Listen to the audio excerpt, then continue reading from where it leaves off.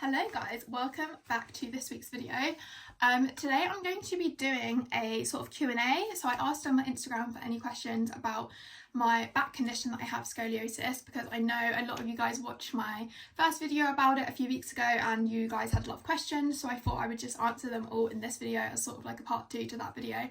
So if you haven't seen it and you want more of my backstory of the condition, so funny, then I will link it up here and in the description. But yeah, basically I'm going to be doing a Q&A. I hope you enjoy and hopefully this helps some of you out there if you're going through a similar thing. Okay, so I asked for questions on my Instagram story, so make sure you follow me on there if you want to be involved in the next Q&A. But the first question I got was, how did I feel when I received my diagnosis? So honestly, when I was diagnosed, I think I was about 11. I had no idea what it was. All I knew was that I had bad posture and I thought it was just like sort of the name for having bad posture. I didn't really know much about it. I don't think I even like had access to the internet that much back then because it was like, I don't know what year it was, like 2010, 2011. So back then, like I honestly wasn't that like worried or upset because I didn't really know what it was because I was only a kid. And I think the first time I really remember being aware of the condition and like what it could mean was that I googled when I first got Instagram. I think this must have been when I was in like year 7 and I first got Instagram, so like about a year or 2 after I was diagnosed, and they hadn't done any treatment on me yet. I like searched on Instagram scoliosis, and I remember finding this account posting girls in their scoliosis braces, and it was like, you know, like a positive page, but it scared me so much because I didn't really know what scoliosis braces looked like the doctors had mentioned them and a possible, like that I would possibly have to have one, but I didn't really know what they looked like. I just was sort of imagining like something made of like thin fabric, and then I saw pictures of them on this Instagram page and I was so scared. I think I cried, like I was so worried. I was like, oh my god, please pray that I don't have to have one of these. I'm going to be so embarrassed. Everyone's going to know, everyone at my new school's going to know because I've just gone to secondary school. I remember being so upset. So that is how I felt once I sort of understood like the gravity of what it meant. And also I remember one of the doctors, when like around this time, he mentioned having an operation to me, and I think he mentioned like how you wouldn't be able to walk for a few days after you have the surgery, and I remember being like, no, like that's not a thing, like that's not gonna happen to me, like what and I was sort of just blocking things out and thinking like, oh no, that's not gonna happen to me, like I'm fine, I'm walking around going to school, like I'm doing all my stuff, like why would I have to have that done? But I didn't really think about how as you grow taller, obviously the curve gets worse, and then that's when it can be dangerous if the curve starts impacting your lungs and your other organs. So I think at first, like I said, I didn't really understand the gravity of what it meant to have scoliosis, and I didn't really understand like the type of curve I had and what the numbers meant. But yeah, those first 2 instances, looking up that scoliosis Instagram account and the doctor mentioning about the operation, I was like, what? Like I didn't think it would ever happen to me. And it's just because I'd never heard of it. Like, but once I started talking to like a few of my friends, like most people I didn't tell, but I told like my best friend Tia, and I found out she had it when I was in like year 8, and she had a like much milder version of scoliosis, so she didn't actually need treatment. But then like she knew some other people in our school had it, and like, I was like, oh, so it actually is kind of common, but it's just that most people don't need any like treatment, they just do like physio and stuff, whereas my curve eventually was bad enough to need all the treatments that I was dreading so much when I found out originally. Someone said, what's the most annoying thing that people tell you before they find out you have scoliosis? I get so many comments online. It is one of the most annoying things about posting my body on social media, because I get so many comments. If there's ever a video I post that shows my like body from the side, I don't even think my body looks that crazy. Like I honestly don't think, maybe I'm wrong, maybe I'm just delusional, but I don't think my back looks that bad. Like since I've had my operation, they've basically fixed my posture, but I guess it is bad enough because whenever a video goes viral, the amount of hate comments I get, oh, you're pushing your bum out to make it look bigger, or you're standing bad, that's why your clothes look bad, etc, etc. And it just really is frustrating. Those are the sort of comments that really annoy me, especially if they get loads of likes, because I'm like, all these people believe I'm generally pushing my bum out to make it look bigger when I physically can't help it. Like my back is held into place with metal, I can't move, like this is how it looks, this is how it's gonna look forever. That is the only thing that really annoys me. But I never, luckily, get any comments like that in real life. The only time people say anything in real life is they might ask, like, where my scar's from, if I'm wearing a top that shows my scar. But generally, people in real life are really nice about it. So it's just online, people grind my gears a bit. They get me a bit annoyed, but I mean, that's what comes with my job. So I've just got to accept it and move on, because I know that the people in real life that know me know obviously what I've been through. So yeah. Someone said, does it make body dysmorphia worse? I don't think it doesn't like scientifically make it worse, but if you're the sort of person that's insecure about your body, it definitely can make you more insecure. Like when I was a kid, as I keep saying, I didn't want anyone to know. I was so embarrassed. You know, the worst thing for me being told I would have to have an operation was I was worried that people at school would ask me where I was when I got back from the weeks off school. I wasn't worried about the actual surgery and like the complications it could have. I was literally only worried about what people at school would think. So I didn't tell anyone at school. And when I came back to school, I was like, oh, I was just ill. I didn't tell anyone that. I told my like 2 best friends and then no one else. Didn't tell anyone I had an operation. I remember I like told my mum, like, you can't tell your friends. Like, obviously she probably told her friends that her daughter was having like surgery, but I literally was just so embarrassed. And I think especially being like a young teenage girl, like a lot of people, you're more likely to have it if you're a girl, and you normally get diagnosed when you're like a young teenager. So I think it's so common to like getting diagnosed can definitely wreck with your like mental health and how you think of yourself and your body image. But I don't think it specifically like causes body dysmorphia if you're not sort of inclined to think bad about yourself, but definitely if you're the sort of person, and a lot of young girls are, to like have confidence issues, it can definitely not help that at all. Someone said how to feel comfortable with my body with scoliosis. I definitely struggled with this like my whole growing up with it. As I said, I was too embarrassed to even tell anyone about the condition, let alone like show my back in a top with no backless on it. But I think it's just, if you refer back to any of my other videos about like self-love and self-confidence, hopefully they will help you, because I think it's the same sort of like mindset you need to have, that your body is the least exciting thing about you. No one's looking at it. Like, your friends don't care about what your body looks like. Your mum doesn't care about what your body looks like. The only person that puts as much thought into your own body is yourself. So as soon as you stop caring as much about whether you have a symmetrical back or whatever you think looks weird about your back because of the scoliosis, you realise that people don't care about it as much. Like, people love you and want to be friends with you for so many reasons other than your looks. And this just applies to any sort of self-confidence issues you may be having, regardless of if you have scoliosis or not. But I think just learning that there's so many good things about you that are nothing to do with how you look can really help you become more confident, because you can walk around thinking, I'm the happiest person in this room, I'm the kindest person in this room, I'm the funniest person in this room. You don't need to think, oh, I'm the ugliest person in this room because my back is weird.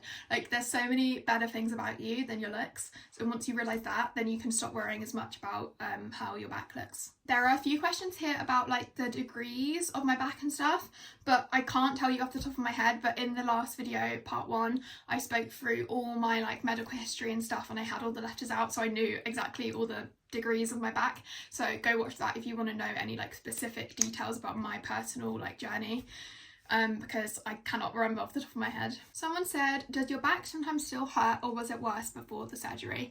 My back definitely does still hurt sometimes. The main like times it hurts is when I've been sat in the same seat for too long. So I don't really like going to the cinema, because I mean, I can do it, I don't want to scare you, like I can go to the cinema fine, but by the end, like in the last half an hour, my back will be pretty like hurting quite a lot. Also, when I'm on an aeroplane, like I just went to Greece, and on the plane back, my back was really hurting. I had to like keep going up to the toilet just to kind of like stretch it. But those are really the only 2 like times when I'm sat in a seat for too long. Like, I try to, like when I'm working from home, I'll get up and walk around, you know, go get something from the kitchen, just to make sure I'm not sitting down for too long, because that's when my back hurts the most. Also, my back will hurt if I'm carrying like a heavy bag, like when I'm going to uni, if I have a backpack or a shoulder bag and it's really heavy with my laptop and stuff. It's normally fine at first, but after like an hour or 2 of walking, as I said, then my back starts to hurt. But it's nothing like life hindering. Like if it gets really bad, I'll just take a paracetamol and I'll just make sure to sit down, put my bag down, or if I'm sat down, walk around. So it doesn't really affect my life that much, but it is just a sort of annoying thing. But honestly, it's not that bad.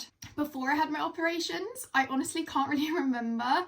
All I remember is having pain from the back brace I used to wear, because I had a back brace for a few years, and that used to like dig into my body and dig into my hips and like rub, and that was really painful. So when I had my operations, I was super happy to not have to wear the brace anymore, so that was definitely way better. It was way better afterwards than the pain I was getting before for the brace. Someone said, do you think they should have surgery 40-degree curve to be happy with my body? I think it's obviously such a personal choice, and like your doctor knows your health best, and you yourself and your family. And of course it really depends on where you are in the world as well, because obviously I'm in the UK, so very luckily I had all my treatment for free. It didn't cost me anything at all. But I know if you're in America or in other countries that don't have free healthcare, it can be like very expensive, and if the doctors don't see it as like severe, I think it can cost a lot of money to get your curve fixed. So I think it really just depends on like your financial situation, what country you're in. But if you forget all that and you're just deciding whether to have the operation or not, and it's like you're at the point where you can choose, I would totally recommend it, because especially if you're growing taller, your curve can get worse and it can impact your life when you're older. So definitely getting it fixed if you're able to is something I definitely recommend. And those like few months of recovering and everything makes your life so much better for the whole rest of your life. So it's definitely worth it, especially if you're in the UK. Like definitely do it if it's free. But yeah, I definitely recommend it. It is a scary process, but it's not as scary as what could happen in the future if your curve gets worse. So yeah, that's how I sort of think about it. Someone said, have you practiced yoga? And someone else asked, do I work out? I don't work out myself. I know after surgery they do recommend that you like go swimming and do certain exercises, and I think I did a bit at the time, but I've never been a person that like loves to exercise. I've never been like a sporty person. I do some walking sometimes, like when I go to uni I'm obviously like walking around London, but generally I don't really do much exercise, like, and I don't do any exercises like specifically to do with my back. Someone said about yoga. I do yoga sometimes, like if my back really hurts, if I've been sat on a plane all day, like I come home and my back hurts, I might sort of stretch out on the floor. The only thing that sort of hinders me being able to stretch and do yoga is obviously because my back's made of metal, like you can't bend a certain amount because it's like your back's sort of stuck in a straight position, but you can do a lot of positions and like you'll be able to feel whether you can or cannot bend. So yeah, basically you're fine to do a lot of stuff. Obviously right after surgery they don't recommend you do loads of like bendy stuff, but once you're recovered you can do pretty much everything. I think the only like sport you actually can't do is like skydive, like jump out of an aeroplane. I think that's the only thing they say like you can never do again. Not that I would ever want to do that, so it really doesn't bother me at all. But yeah, you can do pretty much every exercise like once you're recovered. Someone said, 6 months since my operation, I still feeling like my spine is not a part of me. Did you feel the same way?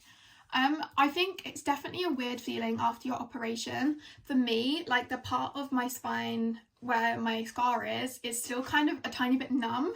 Like whenever I like touch it, it feels different to the other parts of my back, and I think it is just going to be that way forever. I think it just comes with like everyone reacts differently to having surgeries and stuff like that.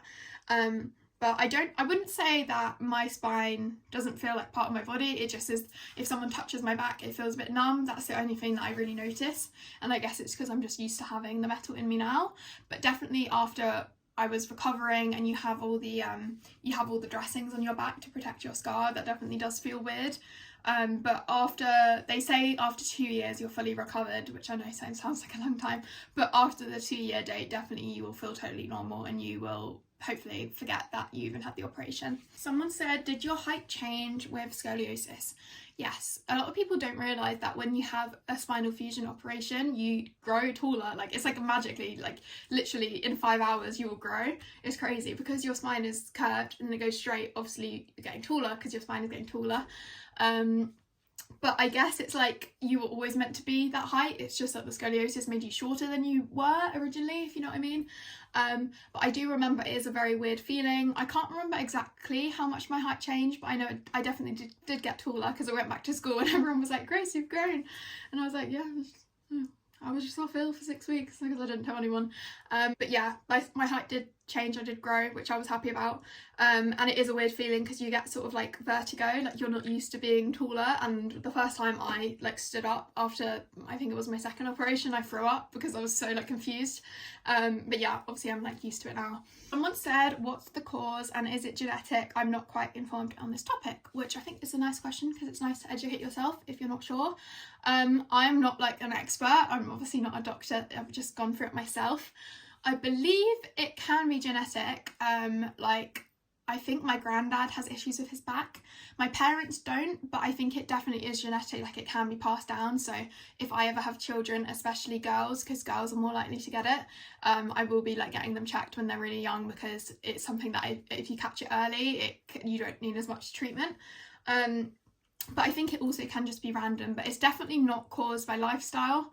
Like you can't, it's your body is like physically going against how it's meant to be. It's nothing to do with you. Like if you sat in a bad position all the time, you wouldn't give yourself scoliosis. You might give yourself bad posture, but you wouldn't be giving yourself the thing that causes scoliosis, which is, I think it is just like built into your like DNA, like maybe not your DNA because my parents don't have it, but it's like built into you when you're born, and you're sort of probably always going to have it if you're going to have it. I'm actually dying. Someone put in the question box, where is your boobs? Good question. Does it affect your daily life? No, as I said, the only times I get back pain is if I'm sitting down for a long time, so that's the only time it really affects me. It used to affect my daily life when I was wearing a back brace, obviously, and when I used to like hide it from people at school, that affected my daily life. But now that I've sort of accepted my body and I finished all my treatment, I don't really think about it at all, except when I'm like talking about it online, I sort of just forget it's a thing. Like I just feel like a normal person. Someone said, is it fixable and treatable? Yes. So as I said in the part 1 video, I went through like my whole timeline of me getting diagnosed and treated and stuff. But as I said, it depends what country you're in, because obviously it's more expensive to get it fixed if you're in a country that doesn't have free healthcare. But luckily we have the NHS in England, so I'm very happy that I was able to get all the treatment for free. But yeah, and there's a few other questions on here, like when did I get diagnosed, surgery process, and like I said, they're all answered in part 1 of this video, so go watch that if you want to know more about like my personal story. Okay, I think I've answered all the questions. There were a lot of questions that I've answered in part 1, as I said, so if you want to know more about my journey, go watch part 1. But yeah, I hope this helped someone out there. As I said at the beginning, the only thing I had online when I found out I had scoliosis was that Instagram page that terrified me. So hopefully this didn't terrify you. Hopefully this actually helped you feel better about like what life can look like after surgery or treatment. But yeah, hopefully this helped you guys out, and I hope you're all doing well. I hope if anyone's recovering right now from surgeries, you're doing well and you're eating enough and you're doing all the things the doctor's telling you to do to help yourself recover. But yeah, hope you enjoyed this video. Make sure to follow me on Instagram for any other Q&As that I pop up on there on my stories. But yeah, I hope you're all doing very well, and I'll see you in next week's video.